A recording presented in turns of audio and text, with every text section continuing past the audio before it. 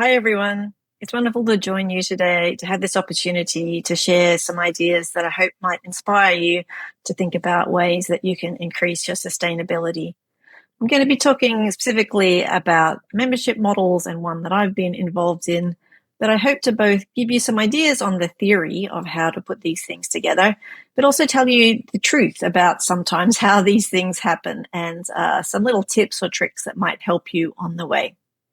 So I'm Michelle Barker. I work in two roles, both as the director of the Research Software Alliance and also as an open science consultant, working independently to give a whole range of organizations advice on these kinds of issues.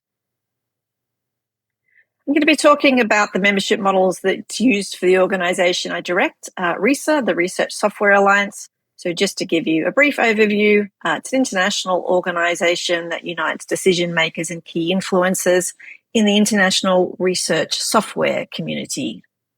There are a few reasons why we set up the membership model.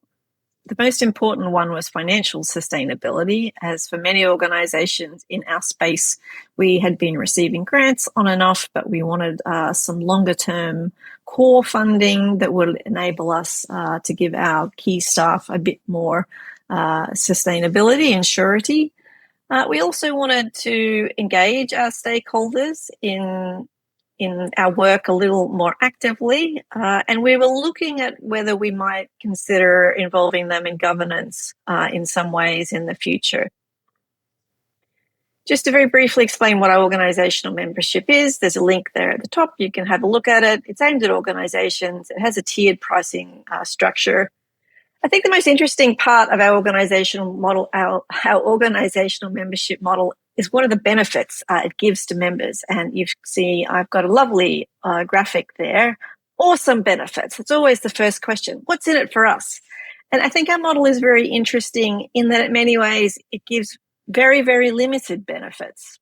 If you look at the blurb about it, list 8 to 10 dot points, things around enabling collaborations with other community members to solve common issues, that furthers members' international standing and influence. It's important that they can stand on a global stage and say that they support these kinds of initiatives alongside their peers. But when you really look at that list, to some degree, it comes down to it's the right thing to do, or corporate social responsibility. So we had modeled our membership model on that of the Research Data Alliance, which I had been involved in. And I had noticed that they're up to 100 paying members these days, that it was the same scenario, that most people joined because they'd been involved with the Research Data Alliance for a long time, really saw that it gave value to them and their organization, and it was simply the right thing to do.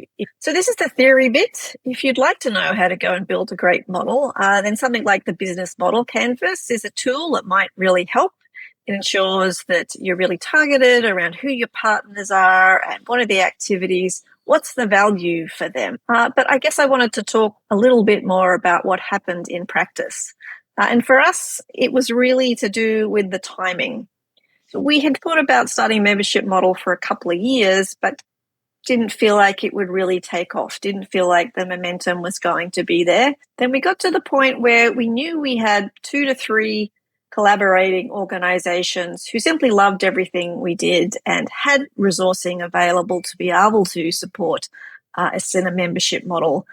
The other thing that really happened that made that timing right for us was we had been working with a particular group of stakeholders who happened to be funders, who were directly experiencing the value of what we offered as an organization.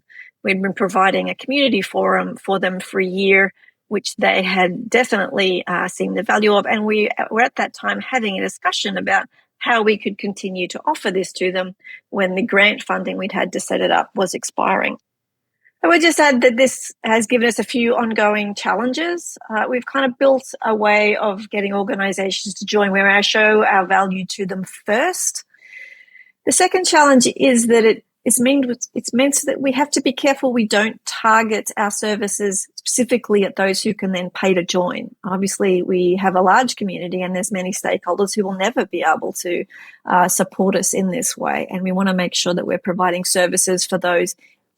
And the last challenge is that once you've got a membership model up and running, we've had it for a few years, every year there's a little pressure or at least suggestions to make it a little better. Just in conclusion, a list of suggestions on things that might help you if you want to continue on this path. Thanks, everyone, and please feel free to contact me if you have any questions or would like more information.